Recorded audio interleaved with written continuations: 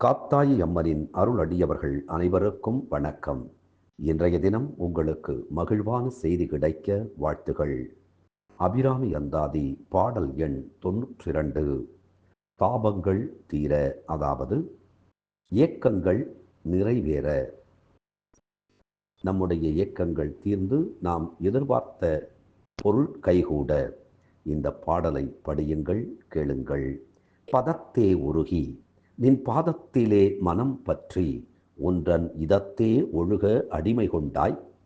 இனி யான் ஒருவர் மதத்தே மதிமயங்கேன், அவர் போன வழியும் செல்லேன்.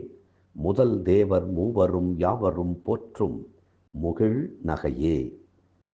மூன்று மூர்த்திகளும் ஏனைய மற்ற தேவர்களும் எல்லோரும் போற்றித் துதிக்கும் குறுமுறுவல் பூத்த அன்னையே, அபிராமி தாயே, என் மனத்தை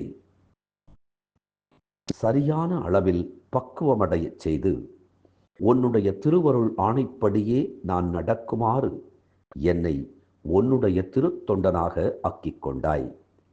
எனவே நான் இனிமேல் பிற மதங்களை நோக்கி மதிமயங்கவும் மாட்டேன், அவர்களின் வழியிலே செல்லவும் மாட்டேன். ஆம், நம் அன்னையை தொழுது நமக்கானதை பெறுவோம். வேறு வேறு தெய்வங்களை வணங்குவதை விட நம்முடைய குலதெய்வமாகிய காத்தாயியின் கரங்களை பற்றி கொள்வோம்.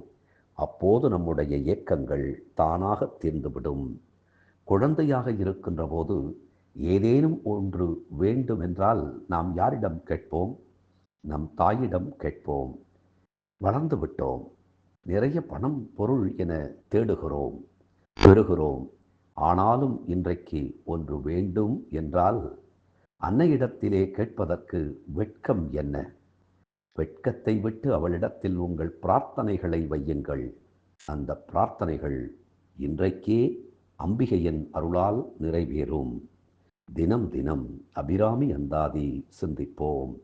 அப்படியே நம்மை அணைத்து காக்கும் காத்தாயி அம்மனின் திருப்பாதங்களை சிந்திப்போம். அதன் வழி நம் தீய வினைகள் சிந்திப்போகும்.